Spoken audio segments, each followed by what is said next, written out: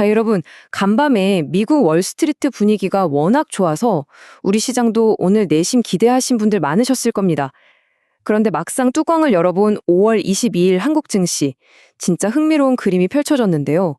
양대 시장이 그야말로 극과 극, 완전히 다른 두 갈래 길을 걸었습니다. 대체 오늘 하루 시장에 무슨 일이 있었던 걸까요? 여기서 우리가 진짜 궁금해지는 포인트가 하나 생기죠. 아니, 똑같은 글로벌 경제 환경을 마주하고 있는데 왜 코스피랑 코스닥이 이렇게까지 극명하게 엇갈린 반응을 보인 걸까요? 이게 단순한 변동성이라고 보기엔 차이가 너무 크거든요. 오늘 이 놀라운 디커플링의 배경을 데이터와 함께 하나하나 낱낱이 펼쳐보겠습니다. 일단 수치부터 딱 놓고 비교해 보시죠. 코스피는 하루 종일 오르락내리락 눈치만 보다가 간신히 0.41% 오르면서 마감을 했거든요. 그런데 기술주 중심의 코스닥은 상황이 완전히 다릅니다. 와, 그야말로 폭발했어요. 하루 만에 무려 4.99%라는 어마어마한 급등세를 보였습니다.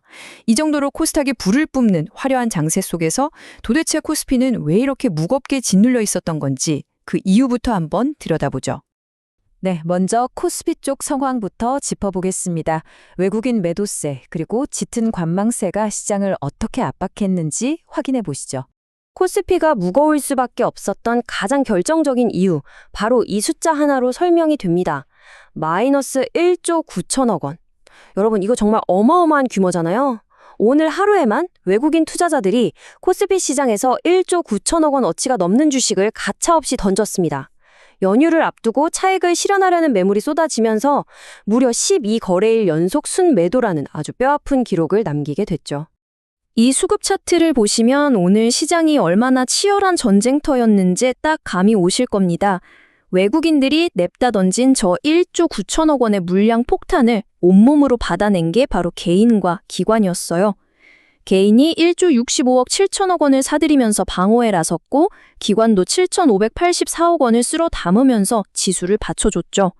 사실상 이들의 눈물겨운 방어전이 없었다면 오늘 코스피의 소폭 상승은 아예 불가능했을지도 모릅니다.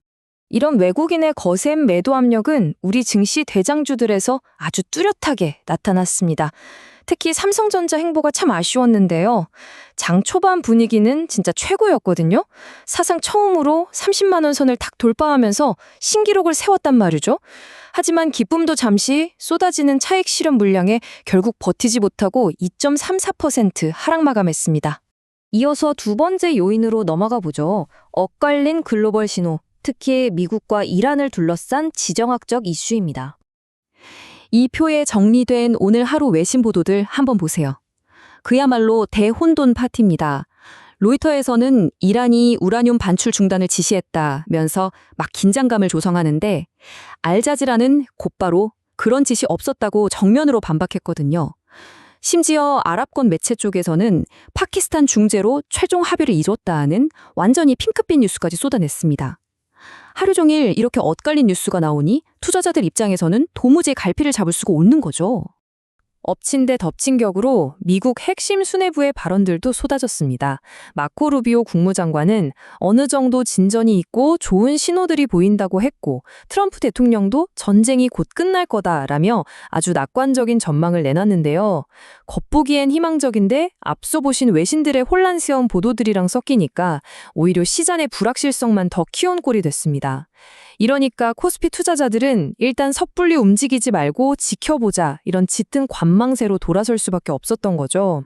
자, 그럼 이제 분위기를 싹 바꿔서 코스닥의 화려한 급등세 그리고 그 중심에 있던 국민성장펀드에 대해 짚어보겠습니다. 오늘 코스닥을 거의 멱살 잡고 끌어올린 진짜 슈퍼히어로는 바로 이겁니다. 국민참여형 국민성장펀드. 정부가 아주 작정하고 만든 펀드인데요. 막대한 자금을 인공지능, 제약바이오, 그리고 2차 전지 같은 미래 최첨단 산업에 직접 수혈하겠다고 나선 겁니다. 이 강력한 정부 주도의 촉매제가 등장하니까 시장 전체의 투자 심리가 완전히 후끈 달아오른 거죠. 수급을 보면 아까 코스피랑은 진짜 180도 다릅니다. 이 펀드에 대한 기대감이 외국인과 기관의 돈을 블랙홀처럼 코스닥으로 빨아들였어요. 외국인이 거의 6천억 가까이 사고 기관도 2,800억 넘게 사들이면서 지수로 그냥 쌍끌이로 밀어 올렸습니다. 반대로 개인 투자자들은 아, 지금이 차익 실현할 절호의 기회다 하고 8,600억 원어치를 팔고 나갔고요. 자, 그럼 이 뜨거웠던 코스닥 시장에서 과연 어떤 테마주들이 승자가 되었는지 바로 확인해보죠.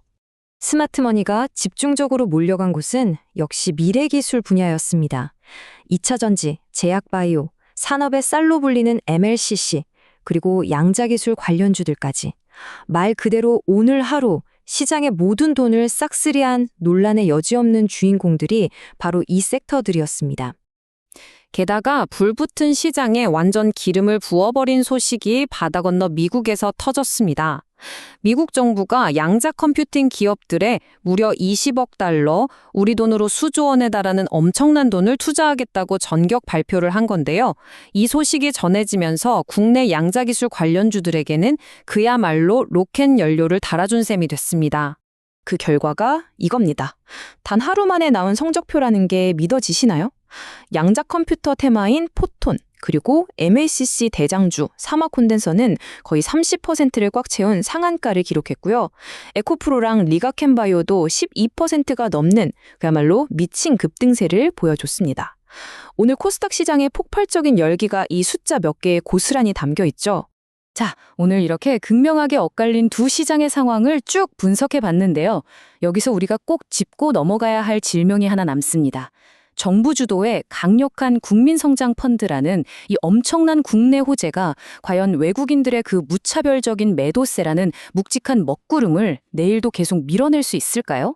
이 상반된 힘의 충돌이 내일 우리 시장을 또 어떻게 흔들어 놓을지 계속해서 예의주시해야겠습니다.